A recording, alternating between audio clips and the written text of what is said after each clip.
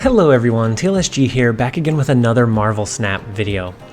So today we were able to pull a mystery card from one of the new reserves. It's not in the normal order because I had the wrong template on the other video, so I ended up scrapping it. We're redoing the intro. We are going to go ahead and jump into the video of the mystery card pull. So let's go ahead and start pulling our reserves and see what we get.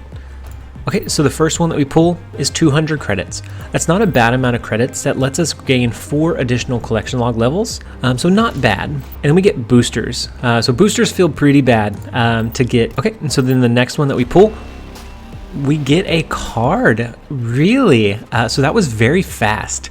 And so the card that we pulled was Dr. Doom. So very interesting that we got it after something around the lines of 30 levels. And Dr. Doom is a card that I've been interested in pulling for quite a while. He has a pretty cool on-reveal ability of add a 5-power Doombot to each other location. So he's able to kind of spread out his power across the board. So if you add his Doombots and his power level together, he becomes a 6-cost, 15-power card that spreads out across the board. So that was 38 levels in between when we pulled cards, when typically it's 96. All right, so let's go ahead and jump into the deck draft. So this is actually the perfect card pull for us right now. So on our Kingpin video, I asked you guys if you were interested in seeing an Arrow perform in a Death Wave combo. And Dr. Doom just performs so wonderfully in this type of deck list, being able to disperse power across multiple lanes on that final turn. So I figured it was a perfect time to do both and knock out both the Arrow with the Death Wave and our new Dr. Doom card. So running through the deck list really quickly, we have 4 1-cost cards to serve as a destruction tool to discount our death. So the Hood is going to be on reveal, add a demon to your hand. So he is -2 power initially.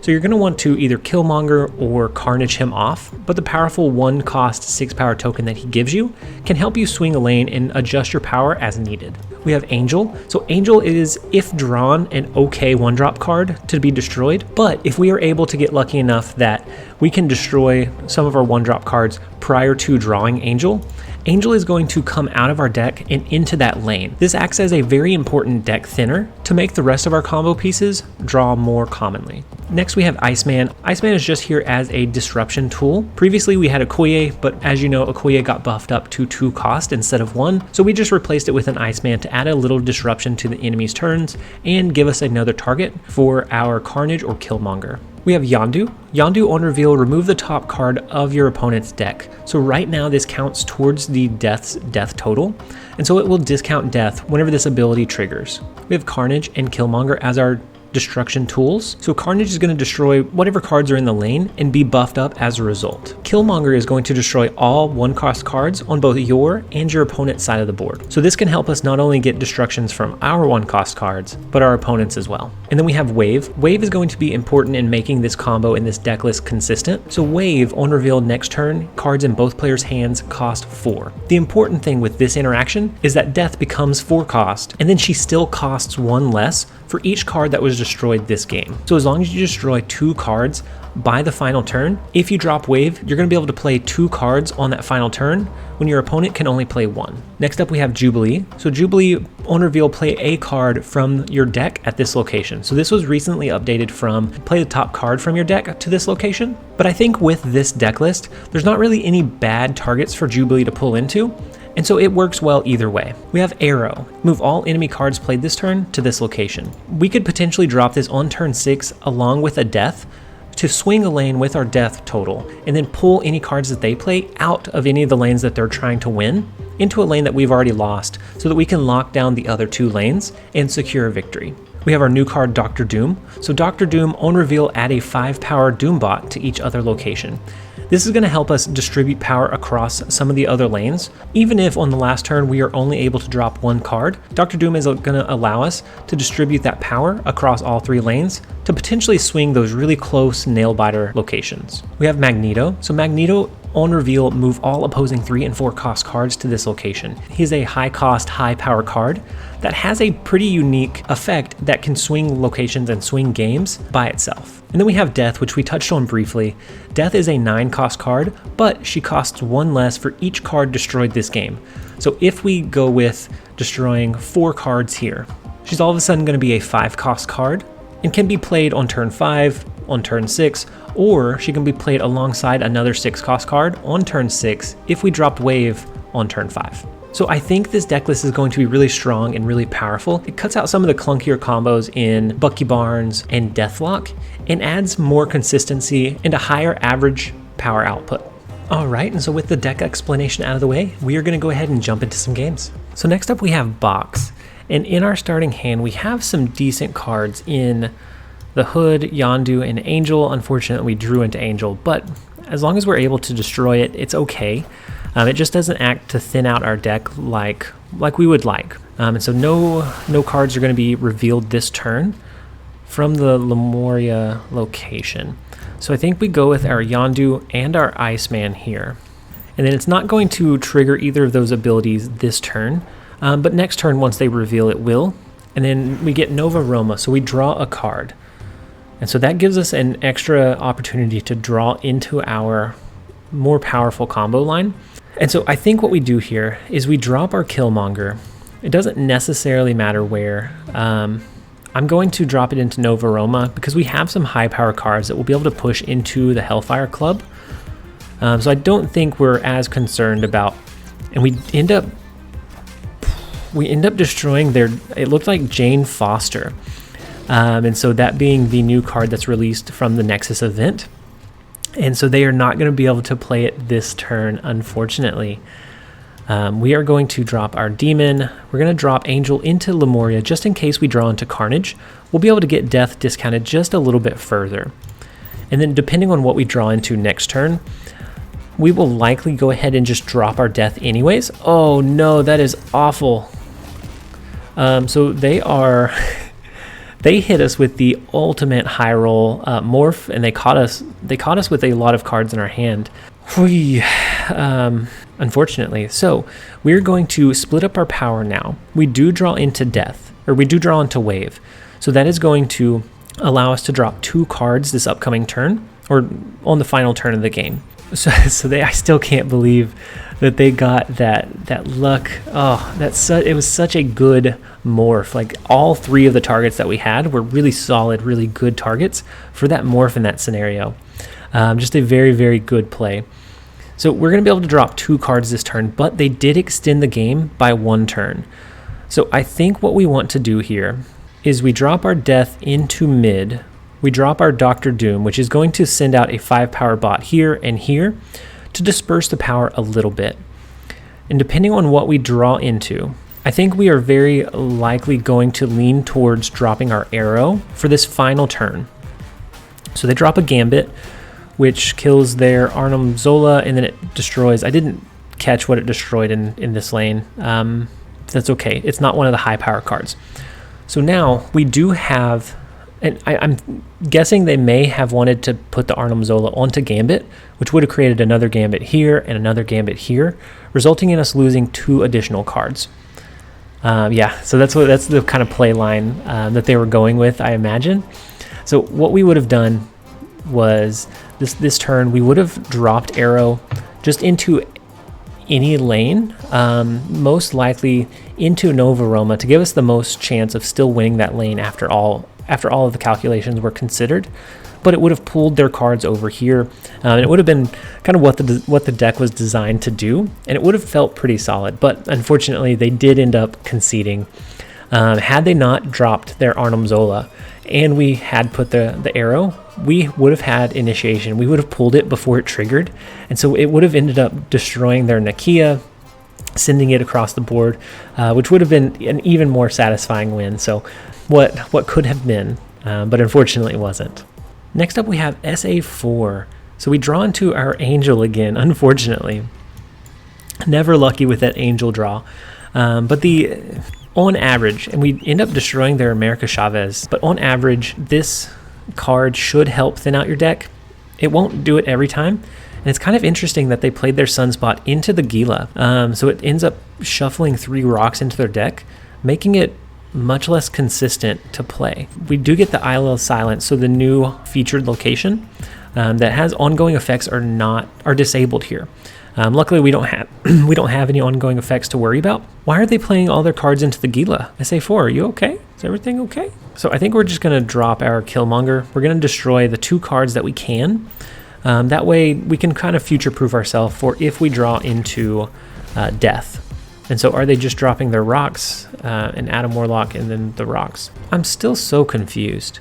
I am going to drop Wave into this lane so that we can push a little bit of extra power. I don't want them to get additional card draws from their Atom Warlock. And so they do a Scorpion and a Sentinel, but it's not enough. So what kind of deck or play line are they going for here? I'm not sure exactly what they're aiming for, but we are going to drop our Dr. Doom, which is going to send power across the board, and then we can then we can see from there. So they are running an Agatha deck, and so on this final turn we are winning these 2 locations. I think what we do, and most likely they will dump power here. If they can dump more than 2 cards, this play line will end up backfiring. Otherwise we can pull whatever card they drop here over, and then guarantee that we keep these 2 lanes locked down.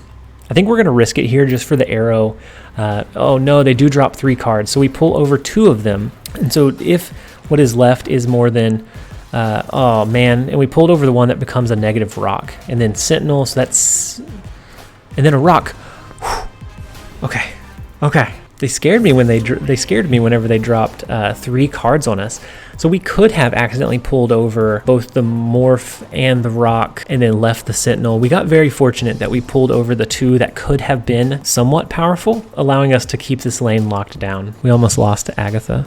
Okay, so for this hand, we actually don't draw into our Angel just yet. So as long as we can hold off for 2 more draws, we are going to be able to drop our Killmonger on turn 3, and we get their Nakia. What a wonderful upside. So that tells me they're wanting to...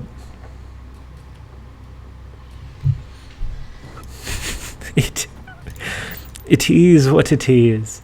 We're going to be able to destroy Deadpool at least once with our Killmonger to make him 2 power, which is really pretty poor for a 1-drop. So maybe we hold off on dropping the Killmonger for just a bit, and we're going to drop Wave. We're going to try and push as many cards into these 2 locations as possible, because after turn 4 these are going to switch, the locations are going to switch, and so then whatever is left will become the Gila, and we want to have a pretty sizable lead by the time something transitions to being the Gila. So let's go ahead and drop our Hulk into the Citadel lane.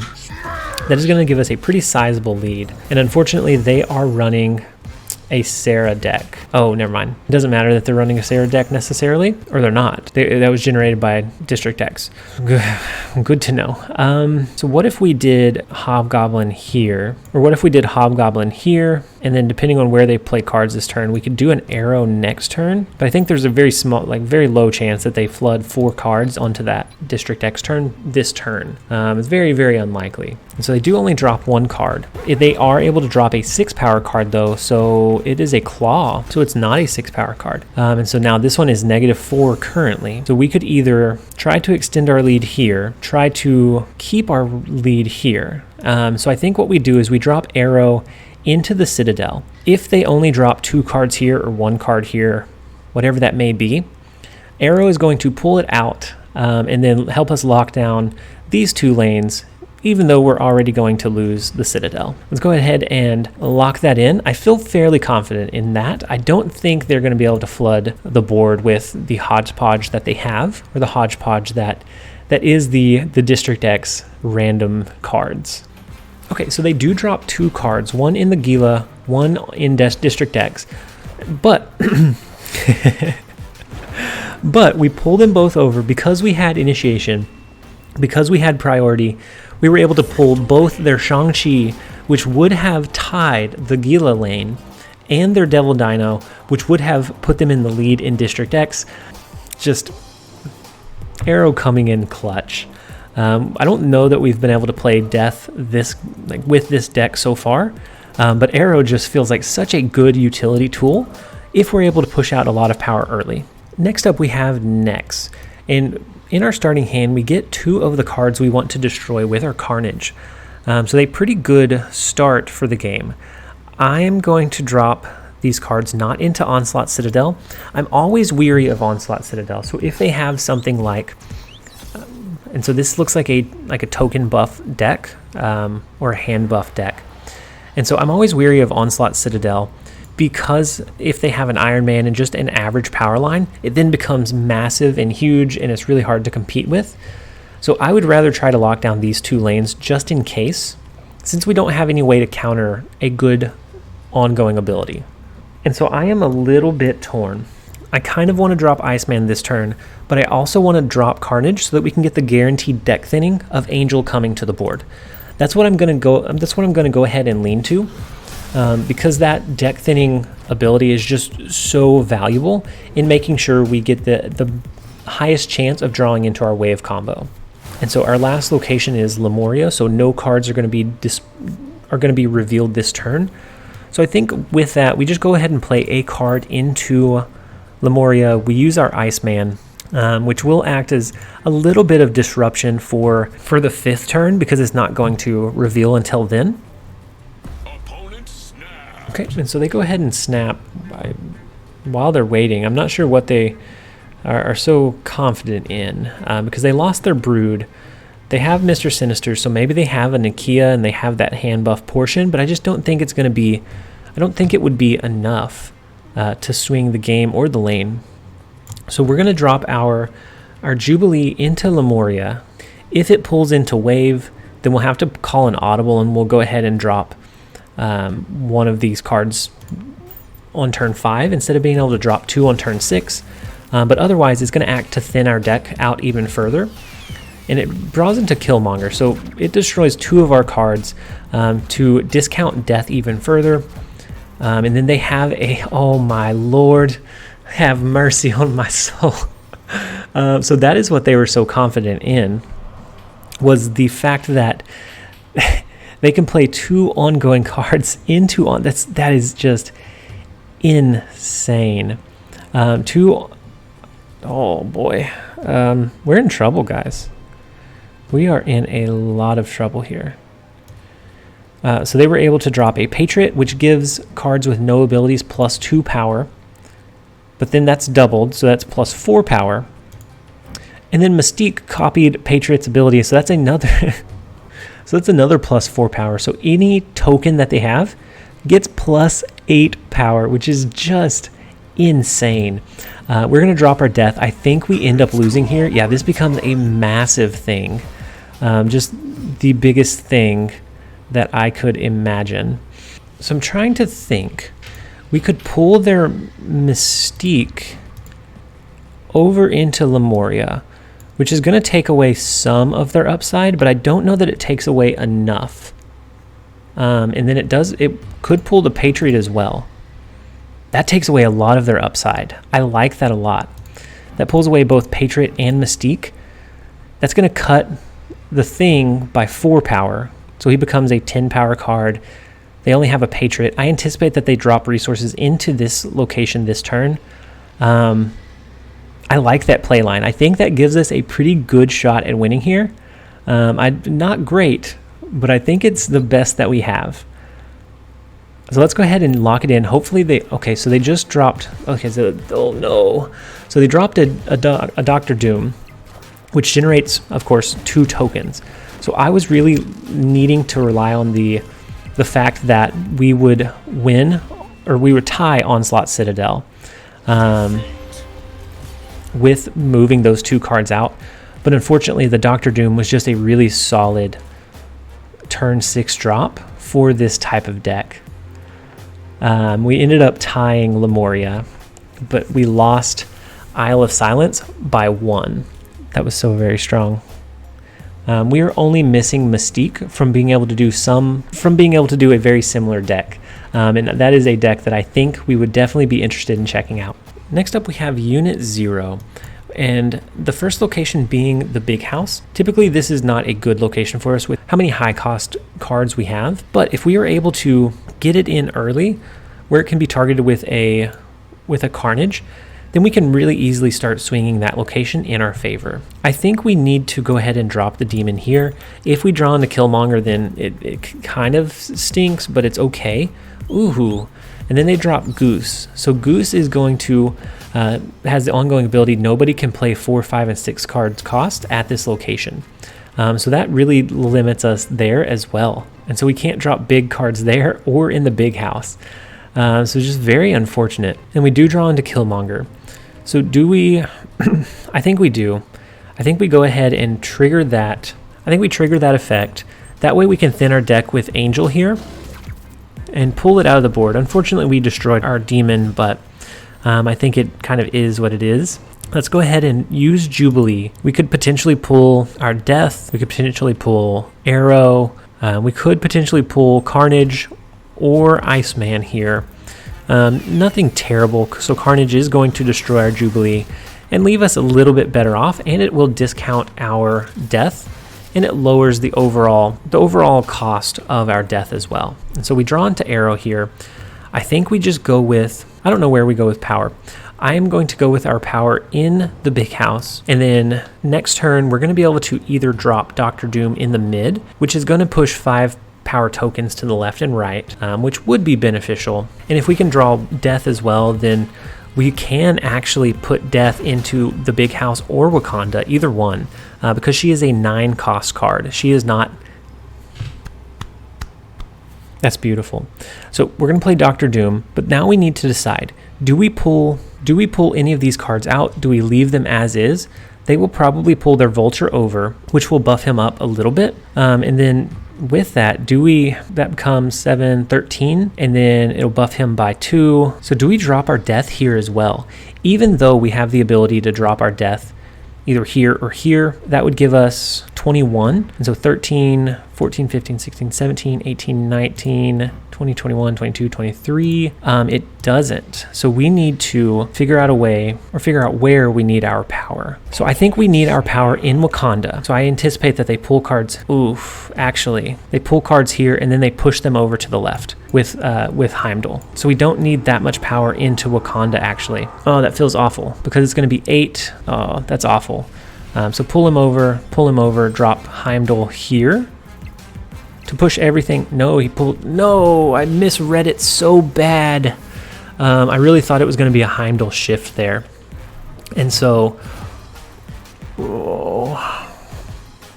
we do win the left lane with our Dr. Doom. We do win the right lane with our Death because Iron Fist pushed Doctor Strange over to the left, back into Onslaught Citadel. So had we kept our Death in mid, that would have given us more power, but because of the read, we had moved it over. That was a lot of luck. And move decks, if you use them in particular ways, it's kind of hard. So it can either be really easy to tell where the power is going to be, or it can be difficult depending on how you play that last turn.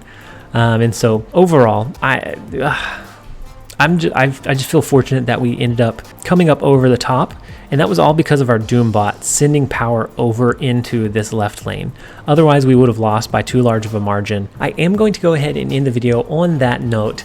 I do hope that you guys have enjoyed this video. This deck list feels really, really solid. Whether you draw into your Death or not, you have a lot of high power plays to either shift the opponent's cards around, pull the opponent's cards around, or just drop out a lot of raw power onto the board. And so if you guys did enjoy the video, please leave a comment down below. Please leave a like on the video. It lets me know that you guys are enjoying the content, and I love interacting with you guys. So I am going to go ahead and end the video. This has been TLSG.